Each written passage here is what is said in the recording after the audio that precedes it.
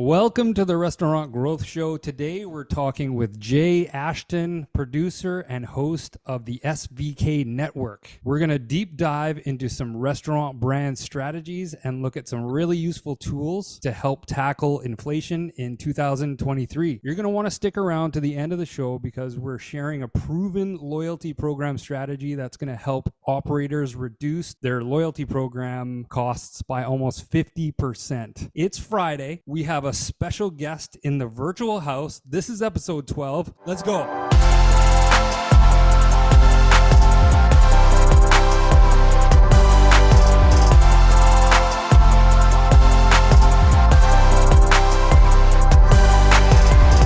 Hey, it's Gordon, and this is the Restaurant Growth Show podcast where we talk about how restaurants can use technology to grow their business.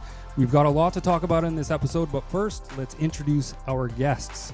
You know the usual suspects. Jose Albus is the Chief Growth Officer and co-founder at Moduurn. And we have Alex Cook, who is the VP of Sales and also a co-founder at Moduurn. My name is Gordon. I am your host. I run a digital marketing program called 90 Days to Success, where I teach restaurateurs how to sell their food online. We are extremely excited about our special guest today. He is a force to reckon with in the Canadian food service landscape, with recognitions and awards to his name, including 50 most successful personalities globally, Canada's top food service influencer, top restaurant podcaster in North America and foodie, and most recently, Canada's restaurant rockstar podcaster. Ladies and gentlemen, put your hands together for the incomparable Mr. Jay Ashton.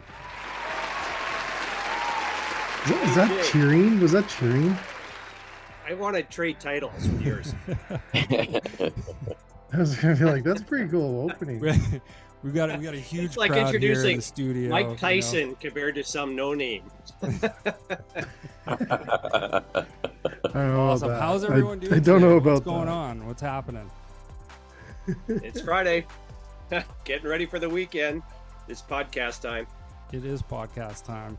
I you know what? I have to apologize. I just want to get this out of the way really quick, you guys. Last week, I made a prediction that Canada would run through Croatia in the World Cup, and quite the opposite happened.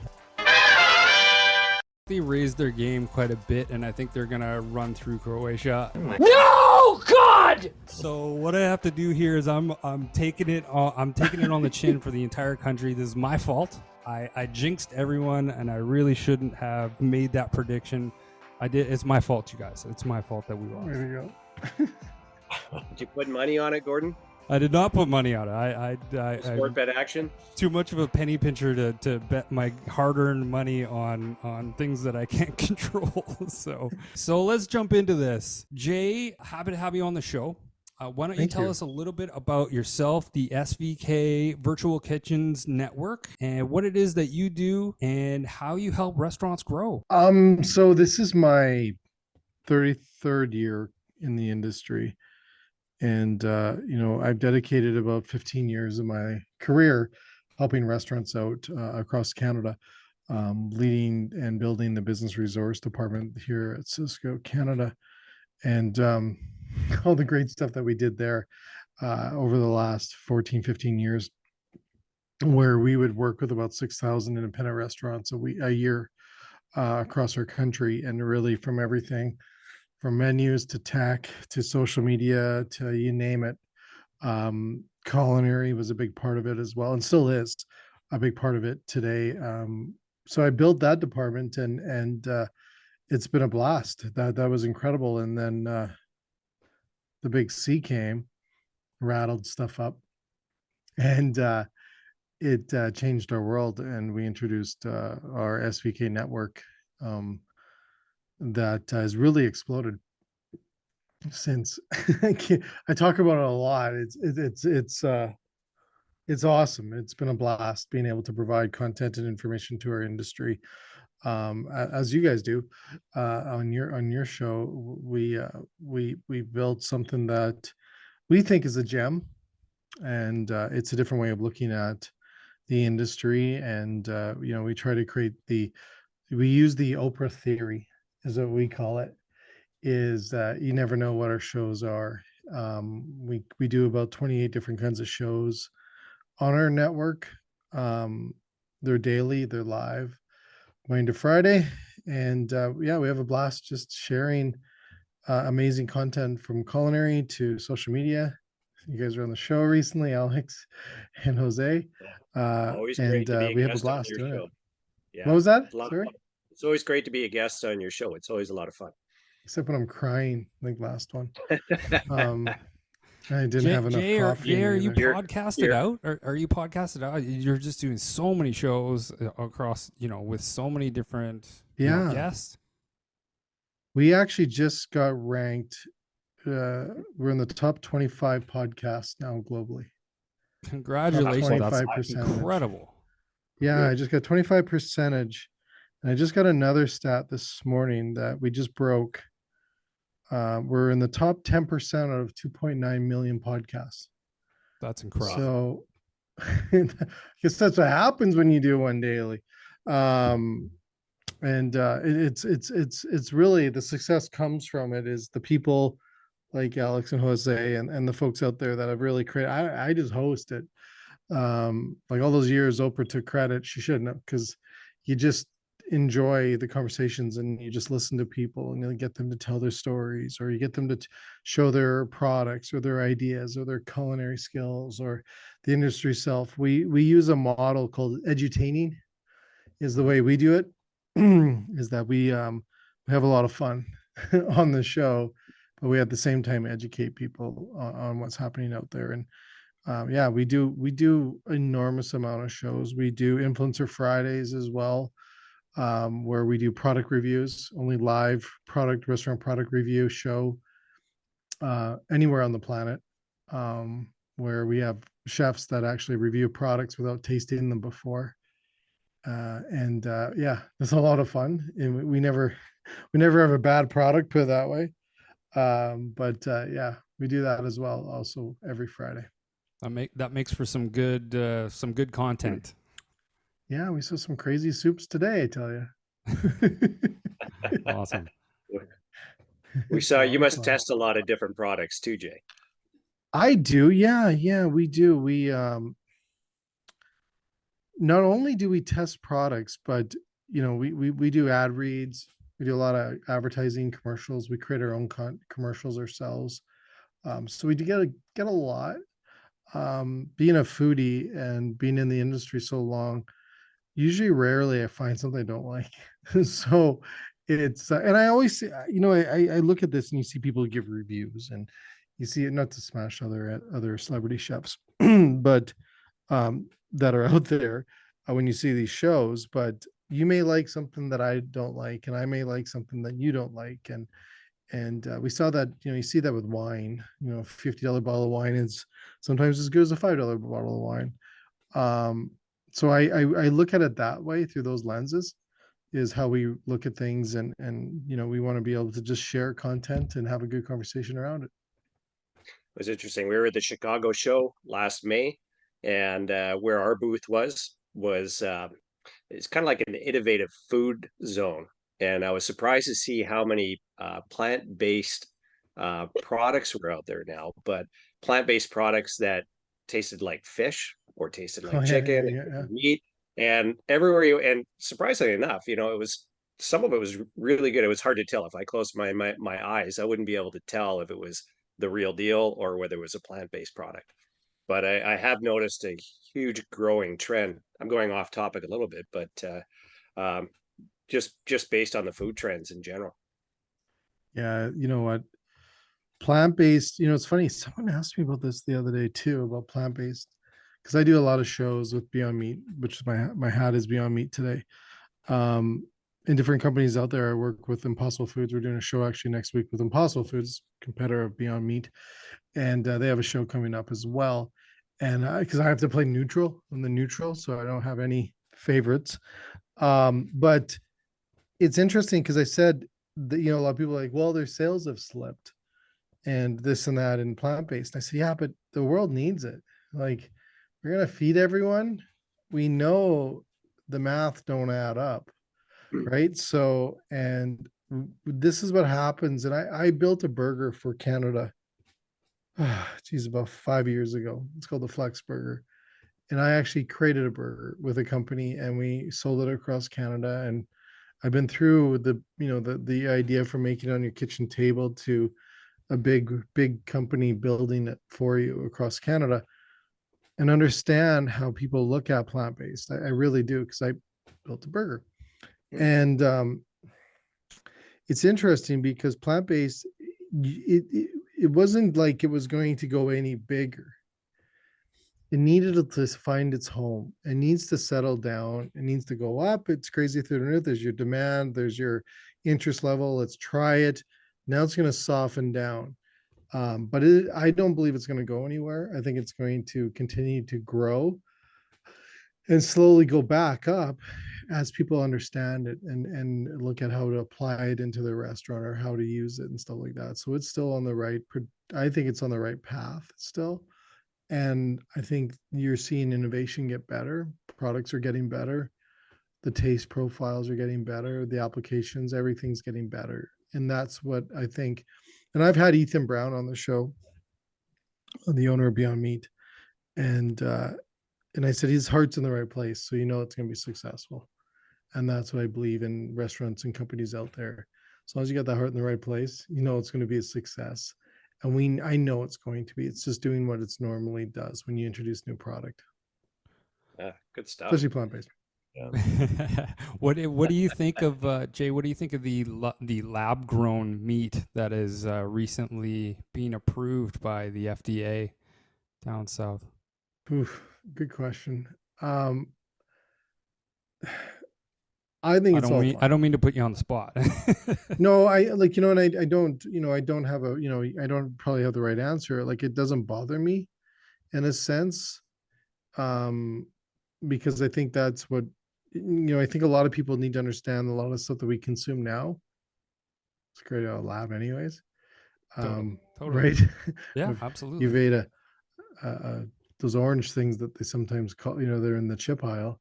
Those things and stuff like that. You like, there's a lot of things out there that have been grown in a lab. Unfortunately, someone branded it and attached it to these products. So I'm okay with it as long as it doesn't hurt what we're trying to do. But if it provides new opportunities for companies and businesses and restaurateurs and chefs to play with something new, and it doesn't have anything wrong with the health benefits of what it is, I'm game. Yeah, I feel the same way. Alex, you have a question? Yeah, I do. So Jay, in the SVK Scott Moore episode about restaurant marketing, you had mentioned a program called the STIR, or Success Sure. Through Innovative Resources. Can you chat about that program a bit and Sure. what you learned about the industry? Let's have a book about it. Ta-da! Look at this. That's prepared. That is prepared, eh? It's almost like I led you into that I do question. my best, buddy. I do my best. Our copy's in the mail, right? Yeah. I was going to say this was called Stir 401, which we had a program at the time that was called 360. I think it was a 3 something. And it was they called it that because it was the high temperature that water boiled. So I had to figure out how to be better. So I had to look at what temperature does steam become steam. It's 401. So had to be better than boiling water. Anyways, this is the competitiveness in me. We created a program at Cisco, probably 14, not even 14 years ago. Let's say 14 years. Sounds good. 14 years ago. And it was called STIR, which stood for Success Through Innovative Resources. So myself and a few others at Cisco, we created so the mindset before, where we would bring customers into our facilities, into our sites, and show them ideas and products and things like that. It really started, it was about 2008 is when people said, hey, these are great, Jay, but I need help, right? The world was kind of going through an economic weirdness, let's call it that. And they needed help on resources and systems out there. So we said, okay, we got to look at this. And I'm a big believer in education, and you typically buy through things when you're educated about them, or educated from that source. It's going to return favor, right? So we created a program called Stir, which really was, I don't know if you guys can see that, but each one's a course that we would teach a restaurant, and they got to select the bazillions of courses we had in the program. And we did everything in a sense from menus to business to different ethnic cuisines, health, and you name it. Profitability, stuff that isn't even food that's in the bottom there. I don't know what that was. But we created a program where people could come in and pick what they wanted to. And this was a shift in allowing the customer at the time to actually drive the direction of the help that they needed. And I think this happens a lot where you get companies thinking that they have a better idea where they need to, where they need to tell the customer to go. But in a customer centric model or in a customer driven model, you need to give them the steering wheel, right? So that's what we did. And this hadn't been done before anywhere in North America. So this concept moved down into the US market and is also through the US market as well, not under the Stir brand, but the concept of allowing us to help and consult with our customers came from right up here through our whole organization, right? So yeah, we changed the landscape in Canada, but we also changed it down the US market as well. But that came from the idea of just giving them the controls. Sorry, Alex? Has it been well received? Well, we actually today, it's this culture now, is that the adoption of helping our customers with resources and systems and programs, you name it, is now a part of our DNA.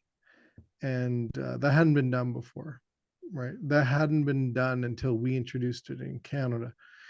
Throughout the whole organization, they saw us as a way of showing our customers just products. There was no support, maybe a little bit on affiliated different companies or menus maybe, but on the consultant side or doing mystery shoppers, doing customers P&Ls, all these things that hadn't been done before until we started doing it in Canada, and then they adopted. So now it's just DNA.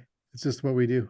It's what we do at our company. And it's also a bonus that you get when you work with us is that we'll help you with absolutely everything and pointing companies, point them in towards companies like yourselves as well. So yeah, it came from one meeting. I'll be honest. Think about that. The power you have is the size of Cisco. That one idea came from a customer saying, "This is great, Jay. I need help. Help me. Stop selling me stuff." That's Hey, wait a minute. Yeah. Definitely feel in alignment and a huge resonance with Moduurn, and no different our 90 Day to Success program, that it's all designed to help them with technology, with their marketing, to perform out there in the online world. Came out also from one meeting. Yeah, isn't it crazy? Yeah, with one client where I was giving some advice and he asked Alex, they didn't know that I was also a co-founder, and they were, "Alex, how can I hire this guy?" Who is this guy? Exactly. And right there I was like, well, what we're gonna do, we're gonna have a couple of sessions, I'm gonna show you, and then that started to morph into the 90 days to success. And because I told him, let's give me 90 days, like 3 months, we're gonna do all these different things right away. And that's how it was born. One of our great clients. You know what I think on that, Jose, is that's what companies need to do. Companies that succeed listen to their customers' needs, not what their perceptions are or what their assumptions are.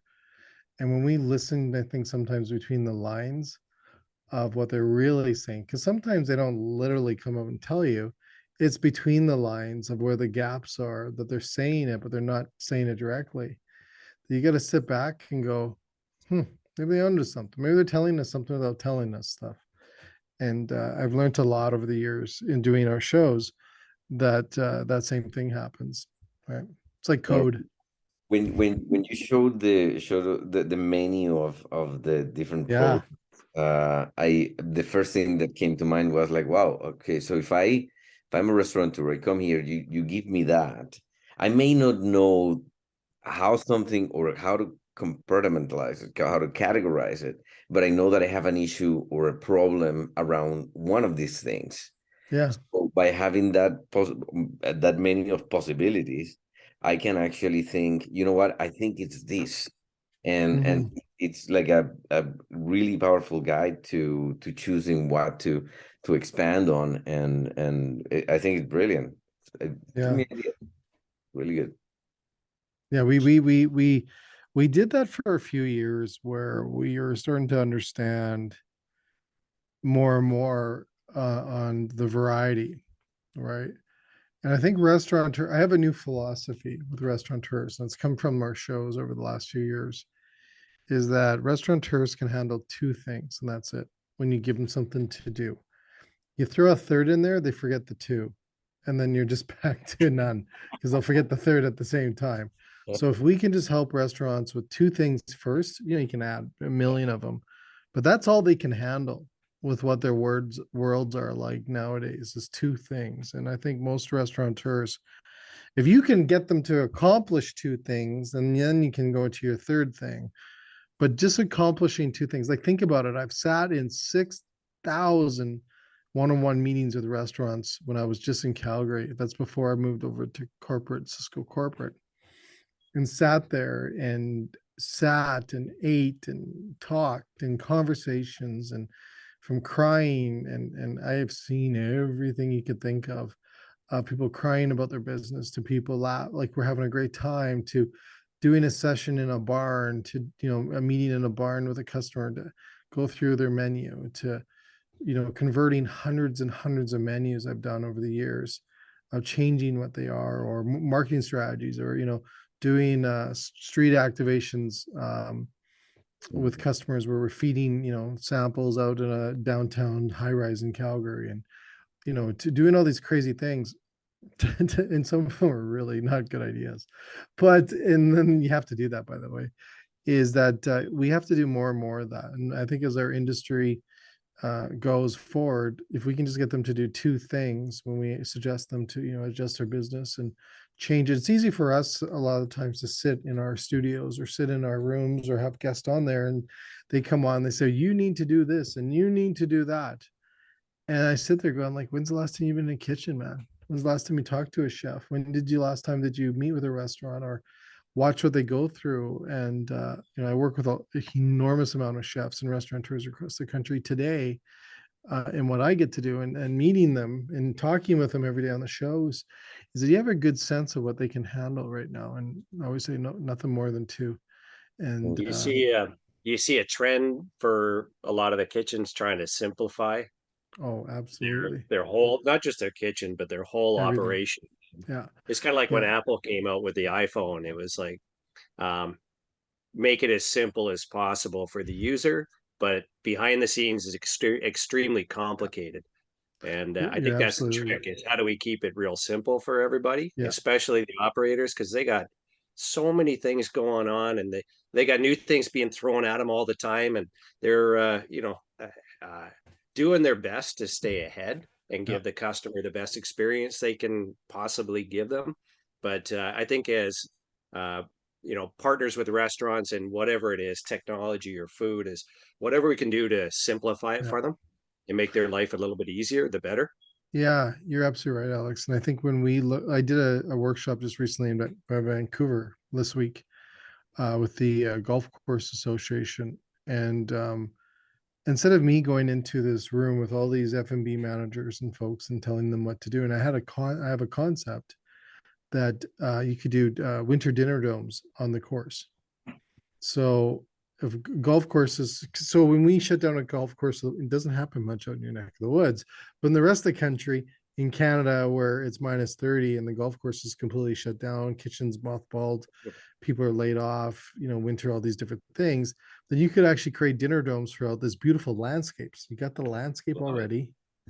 Why not have these domes across your landscape that's gorgeous and capitalize on it through the winter by creating these amazing experiences where people could, come and have a meal in a dinner dome on your gorgeous landscape. Makes pretty simple. So I love it. What a great idea. So I said, hey, instead of me telling you how to do this, you tell me how you guys would do it. So we broke the room up into 5 rooms of teams. So we had a research team, we had a logistics team, menu team, finance team. They were the fun ones. And then we also had a marketing team, how we're going to market it out to the industry. So then I broke the room up, and then they built back. Like I called it like a re-engineering of a presentation, is they actually built back the plan to me as they actually became the experts in those spaces within their tables. So then a spokesperson got up and said, okay, here's what we learned about the research. Here's where you can buy them. Here's what they work. Here's the size. Here's what they can do in winter. Blah, blah. Logistics came in with the power, flooring. Where can we put it on the run everywhere, or like in the fairways or in the, in the treat areas? And then, how can we get guests there? The logistics, I think, also worked on like the how would we if someone has to go to the bathroom. All these different things came up that I hadn't even thought of. And this is the power of also working with the team, and also instead of us telling them what to do, they told me what to do. And that was about the coolest thing I ever saw in a workshop in a training session, opposed to, the typical speaker coming in here, flipping the slides and doing the same thing over and over again. We tried something different. So I think, and that was one of those things of just being innovative and also trying to think outside the box. I think that's what they called the talk. Anyways, so that's what it is. And I think with me, one of my strengths is obviously being innovative. It's in my blood. Innovator, creator, disruptor. That's my DNA. I love the idea of having the end result and working backwards. Yeah, Say, this never done that before. And then, what do we need to do to get there? Yeah, right? Break it down piece by piece. Piece by piece. It was so cool, Alex, because I originally had a slide deck. Seriously, like, here you go. And they wrote, there's a magazine that wrote an article I did about it. And it was that it didn't get into the details, right? But I'm sitting there going, like, how do I know? Like, I'm not thinking about bathrooms. I'm thinking about how I drive by this golf course and see all these domes all over, thinking the big picture, right? And let's get these people that live and breathe it every day to tell me if it's a go or not. And we had on the slides, can we make it happen or something like that? Like, so every time we get another table to share their points, I'm like, can we still do it? And they're all like, yeah. So there we go. Okay, buy-in now. And then next table, even after the finance table told us how much we were going to possibly, recoup in it, there still was a whole bunch of people wanting to do it. So just a different way of looking at things. And that's what I like doing all the time. So would an operation like that, or as an example, would it be worth them to explore it and put it into to practice? Perhaps they're not making much money, but they're able to keep everybody employed. Is it worth it? Yeah, that was another that came up, right? That, you may not have to let go of, or let go or temporarily let go of one of your chefs or 2 of your chefs, right? And then I wanted to also show the model of creating winter ghost kitchens in golf courses, right? Because a lot of them mothball their beautiful kitchens, and they're usually situated in very higher income spaces, communities. Those are the ones that are usually doing the third-party deliveries on a Friday or Saturday night or during the week. And those are the ones that I think that you can also cater. You all know that you can build a different brand under those ghost kitchen models. A lot of them are coming from a warehouse anywhere, somewhere else, or a back alley in a food truck. So why not utilize and capitalize on these beautiful kitchens as ghost kitchens, right? For the winter time. I was at Whistler last year and went to a restaurant. It was at the Chateau Whistler, but they take the golf course pro shop and they convert it into a whole dining experience. And so they got the big fireplace. You got everything's all lit up. They got a big outdoor fire pit, and you go in there, you would have no idea it was the pro shop. Brilliant. And they specialized in fondue, so they also found a whole different dining experience. So it's not regular food that you would find in the hotel. They wanted to specialize in a completely unique dining experience. That's cool, eh? Yeah. And outside of the box thinking creates a buzz for the and additional marketing for the golf course in general. PR. It gives a whole new look and feeling, and what a great experience for the individual. Something completely different than what they're used Yeah, to. and the ideas they came up with, someone's like horse wagon. I'm like, never thought of that. That's cool. Yeah, why not? Right? If Yellowstone. you want to put that horse on your course, yeah, I'll do you. Right. And then a lot of the challenges that I never thought of before, and they got through those. And I think I think that it shows me that also when we look at you mentioned earlier, Alex, the simplicity, restaurants looking for simplicity, absolutely, but they're also looking for innovation still. And I think when it comes to the innovative side, it's not necessarily always the food, but on the experiences that their customers are looking for. Is what's that innovation for a customer that comes in, like that experience? Is it a having a dinner on a golf course in a dome in the middle of a winter? Like, just picture how pretty that would be, and the photos and the Instagram worthy stuff that would come out of that activity. But I think restaurants are looking for that. We did a show just recently with Sterno, and Sterno came out with the tabletop s'mores little fire things and cauldrons and stuff that you could give your regulars or people with kids on a table, and you can have a campfire s'mores on your table. Brilliant.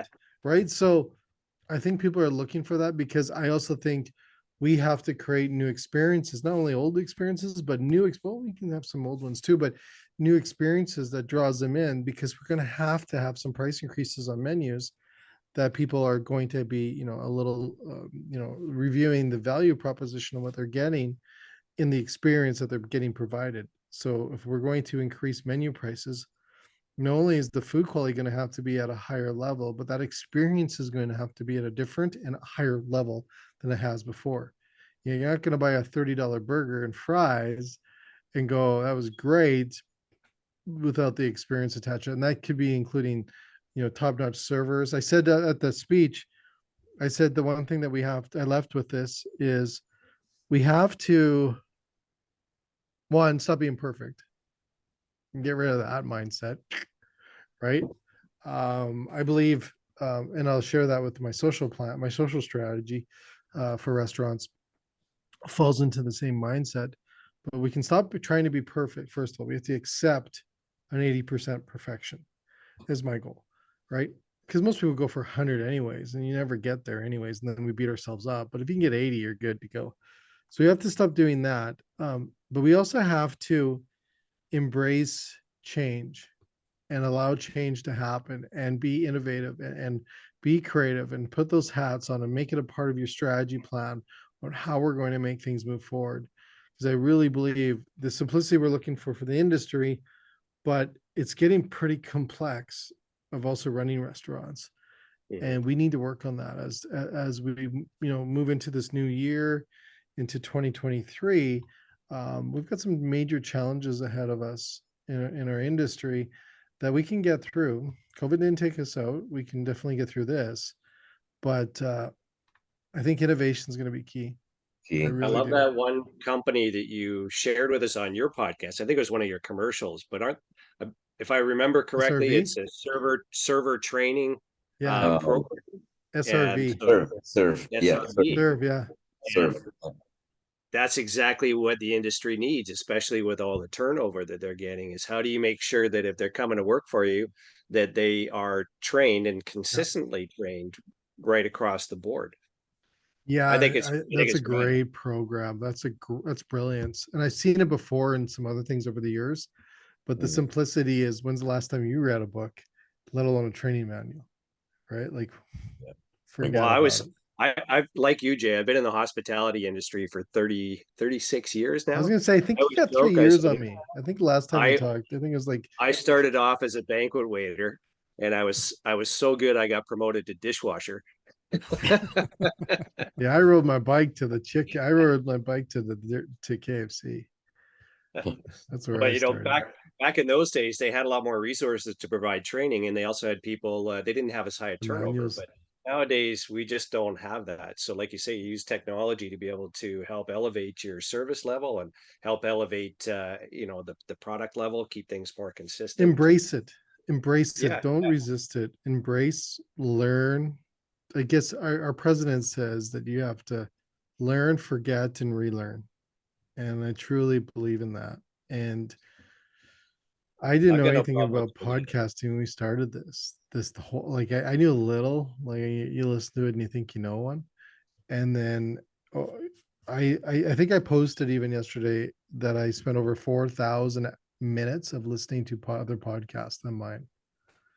Like, see, I listen daily about how to do podcast or how to do streaming shows or and all these different things or social media marketing, all that stuff. I think I learn something every day. And it's not that I'm sitting there trying to be a keener. It's just I'm curious how to get better and how to be better and do things differently. And yeah, We, that's we've got to know you over the last 2.5 years or so, maybe yeah, longer. And I always wonder how you are able to do it all, because you seem to have this unlimited amount of energy, but not just energy, all these creative ideas that are circulating out there. And but more than just ideas, it's about taking ideas and turning them into something. And yeah, that's what I see from you. So yeah. um, It's sometimes a I don't know how curse. you do And sometimes it's a curse. Um, it's a good question though. It's a great question because you're right. If I come with an idea, one of the things I try not to do, and it happens once in a while, excuse me, is if you say you're going to do something or you have an idea and you're going to do it, like I'm putting together a cross country, we'll talk about this later too. I'm putting together a cross country restaurant rockstar tour that we're going to go across the country from 9 cities is what we're planning. And we're going to go out there and we're going to do 2-day workshops for restaurants and chefs across the country. And we're going to get in there because it's time to roll up the sleeves and get to work and help them out. Well, I was working on the idea yesterday and I'm like, we're going to do it. Like, it's simple. If I'm going to say I'm going to do something, I'm going to do it. And if it means, 3 o'clock in the morning, a few cups of coffee, and we have to bust and get it done, we will. Nothing I hate more is ideas that come out that haven't had a chance to percolate or move forward with or to pilot. As one of my other bosses has always said, why don't you just pilot it? It's like brilliant, right? So when we do that, I have to work through the process, which is going to drive me crazy because we've never tried it or did it. It's like if you come with an idea, well, let's try it. It never hurts to try it because, and here's a couple things. Here's a couple philosophy things of Jay that came from some people that I've worked over the years with, and one was my professor at university, Carl, and I remember won't forget this. This was many moons ago. Is every piece of art in every gallery that we go to look at, any masterpiece, wasn't created on intent. It was created by accident. So right? The bazillion dollars of paintings that we look at every day wasn't like Jackson Pollock said, today I'm going to drip paint and this painting is going to be worth $30 million in 60 years. He did not plan that, but he played every day with his paints and his work until it caught. it. And I look, it caught on or he hit it. And I look at that today with what I do all the time is I throw a 90% of stuff out there that is just never works, or it does a little bit, or we look at it and go, okay, wait a minute, we can't gas it completely. Let's rewrite it. But I always live in that philosophy that everything that's hanging in a gallery in New York or Paris wasn't intended. It was not like they sat there and going to make a masterpiece. It became a masterpiece. And I look at that when I do my podcast or my shows or what we've done over the years on our network is that I didn't plan this to be what it is. We just kept working on it, reperfecting it, changing it, trying a different color. If you want to talk painting, tried a different canvas, tried a different brush till we got there. And the best thing that I also relate to that same philosophy is most paintings that are hanging in those galleries, I would say 99.9% of them, wasn't created with the $30 sable brush at an art store. It was created by stuff that they could hardly afford. That was probably a nickel brush at a not even a painting store, a hardware store that they got. Think about Well, that. just like any great idea, it needs to be started. If you don't Exactly. start, You're right, there's Alex. no way it's ever going to get finished. It's But never you gonna know, I get know finished. just from when we started Moduurn just as a startup company from nothing, it came I from remember Jose on his couch. I will Well, I never started it. forget you, dude, on your couch. The one show, something we did, and you're sitting on your couch. He's like, "It's my office, Jay." I'm like, dude, you got the still same is. philosophy. I loved it. Yeah. He just changed his background now, so it looks a lot better. Nice. So good. I know, but I think it was like some meeting or something we had, and he's on his couch. And it's just like it's my office, man. I'm That's working right, on that's it. right. Like, I love it, man. You guys have grown so much, and I'm honored to meet you and been through this over the last few years. And what you guys are doing is Likewise. incredible. And I've been a fan from day one, and you guys have supported what I've done so much too. So I can't thank you enough as well. Thank you. No, thank you. Thank you for helping the industry. It's for being such a beacon of transformation. And I also follow your show quite a bit. And there's some shows that I get drawn in. One of them was with Jim Taylor. Jim, yeah. And it was about inflation. And you had this inflation calculator. Yeah. Which I mean, when we talk about give them two things to do, I mean, is that one or is that two? That's like 20. No, that one I broke. Screwed that one up. Hey, Jose, should have kept it to one. No, the thing on that is that. So one, you don't even need a calculator to look at your overall loss in inflation. It's pretty simple math, right? That just allows us to look at what you can do to recover some of those numbers or that loss that you're going to lose. And it's something that we can scream and we can stomp our feet as much as we want to within the dollar amounts we're going to lose in social or lose from inflation. The thing is we just need to look at creative ways of working with it. And I think that's when I look at a tool like that. And I think Jim and myself brought up the beverages, you only have to increase your Coke by a penny or something like that. And you look at the volume on certain things. So a lot of the times we get anxious when we hear inflation. We do some pretty crazy stuff out there because sometimes it does need to be kind of crazy within the pricing that you're going to have to do or adjusting to account for inflation. But it allows us to look at creative ways. And I think that's when I look at a calculator like we had on the show where we're playing around with ideas. And it shows also the complexity of inflation, of what you need to do. So it's not just throw a dollar in everything and I'm good. Not necessarily you need to do that. Right. And that's what I liked about that show. And what we did there is we looked at other options that are out there. I used to use a program about 14 years ago, inflation, way smaller numbers though, than it is today. And we would then work back. And it's similar to what you're saying, it's like that work back, right? So you look at the overall number of what we're going to lose for inflation percentages, or at that time, it wasn't even about increased inflation. It was just overall inflation. Because every year there was inflation. Like we kind of forgot about that when we're freaking about the numbers we are. It's like it's not new. Every year it goes up. So we were looking at that. I don't know if we ever had a deflation year, but that'd be cool right about now. But there would be, so we would look at that and then we would just go in there and, okay, what items can we adjust based on the volume? And can we actually reduce some menu prices and increase volume? So, increase volume by adjusting them, putting them on a, feature sheet, putting more attention, get the servers talking about it, create some buzz, all these different things. So it's the thing about inflation I find is you can work with it. And in today's world, you're kind of forced to really work with it.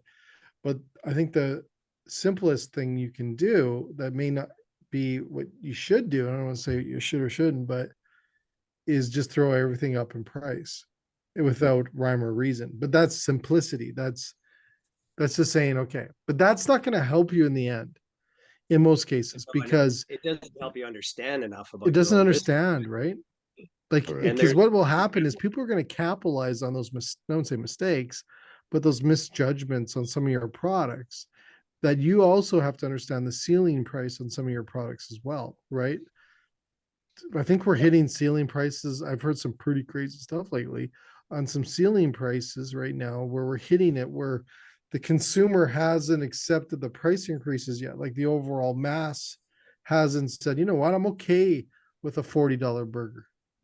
That takes time. And I think the speed of inflation right now and the speed of menu prices going up, we're seeing that hit right now where people are like having a little resistance on that decision.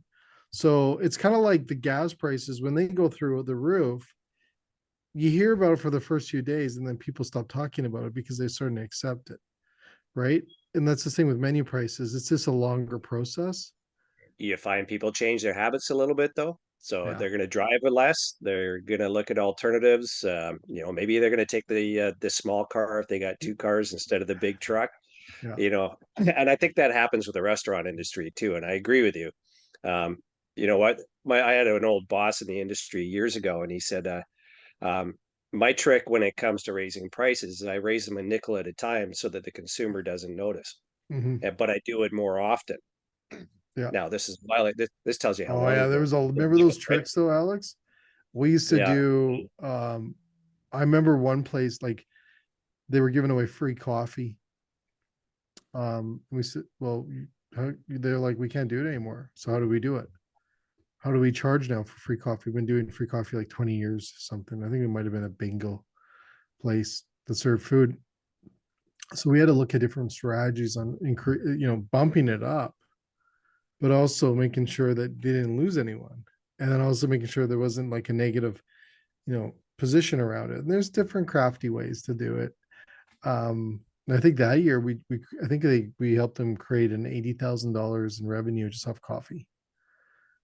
Right. With a different strategy, Yeah. just And by changing the strategy. I think they gave, I forget how much, 20,000 back to charity. I think it was too, off that coffee.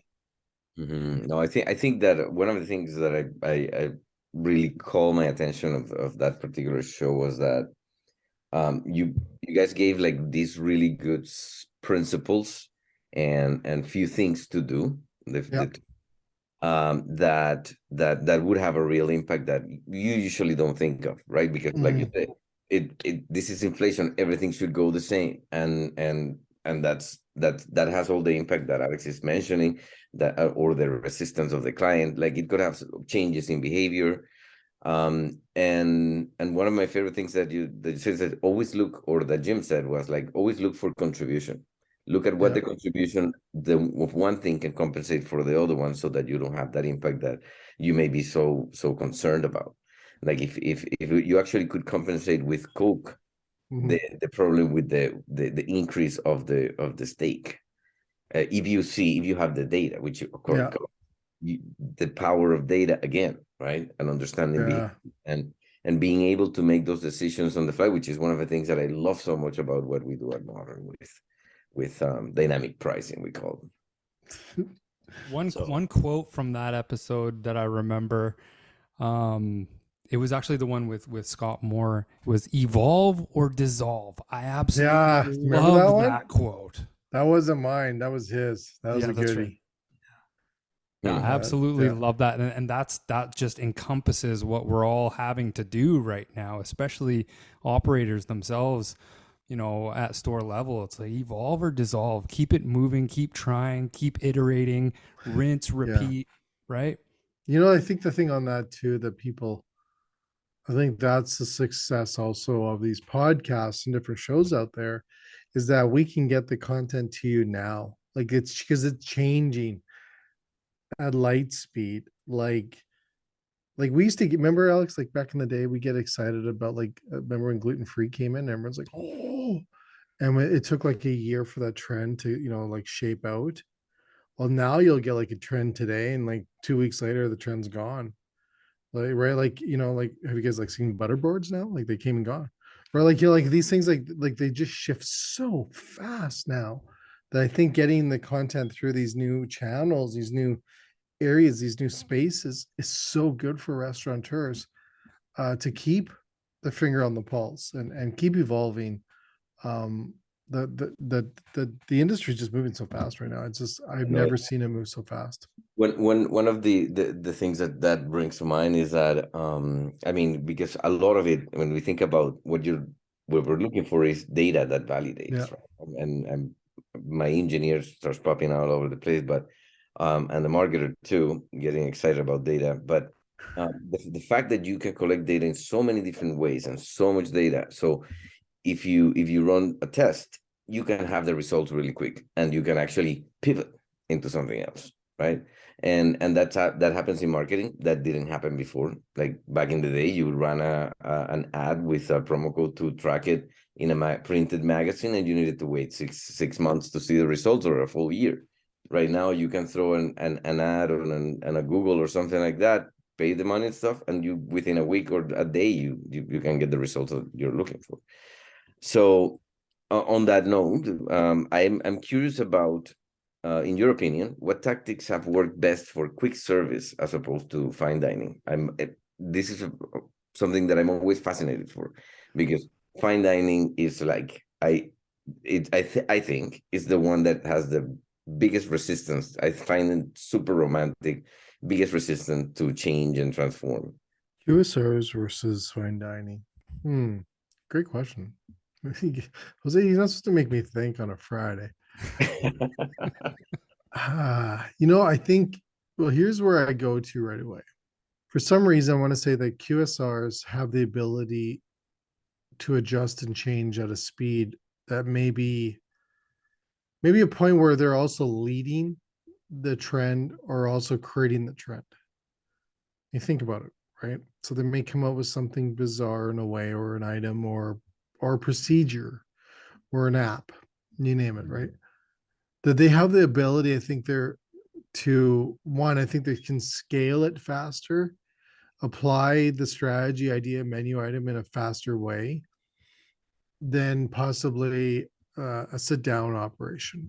Most menu items in a like a casual or fine dining, I'm going to say it's a 90-day like it'll take 90 days to incubate into a menu, or to change to apply to a menu. I'd say on average, probably longer in some cases, but most that I've seen over the years of the restaurants we worked with, it's between I think it was like 89 on average that we saw people actually applying it to a menu. So I think from a QSR is that they can also apply that faster and a lot more impactful, I guess, in the scale and volume that they're putting through. So I think they have advantage on that side than they would in a QS or into a casual dining or even a fine dining operation. So that's where I go instantly in that question. I don't know if that makes sense, but I think QSRs, I think what's happening in the QR space too is that, do you remember when their food was horrible? Like, not saying that it was horrible in a bad way, but it just wasn't where it is today. And that was probably about 15 years ago, right? Like there was a different shift, and they caught on going, hey, wait a second. We got to start increasing the quality of what we're producing within the products that we're getting. And nowadays, they're actually really good on what they're producing and the speed and the technology that they're using to get that product out or to apply it onto the menu. It's not like it was 15, 20 years ago. So they are getting more advanced. The products are getting better. The experiences are getting better. Look at McDonald's app right now. That's a great app. That's a brilliant app. Driving foot traffic, driving business, rewarding people, right? So I think they're catching on. I think the QSRs are becoming more alert to what the consumer is looking for than anything, and that could be from the data that they're pulling from the consumers through those apps and through those things out there. I think you're going to see that in the disadvantage on the fast casual. I think fast casual, I think I said this a while ago, is going to turn in to an event dining experience. In a sense, it's Alex's birthday, it's Alex's anniversary. Those are become those activities. Because if we go back to the dining days of what dining was, right? I remember doing research on this. Oh, man, you guys really get me thinking now on the old days. They start forget about all this stuff. I know. I remember researching that, like the 60s, and so when you go back to dining, right? So we ate at home the longest time, and then we started dining out. When did that process switch over? When did we start dining out at a sit-down restaurant in that format?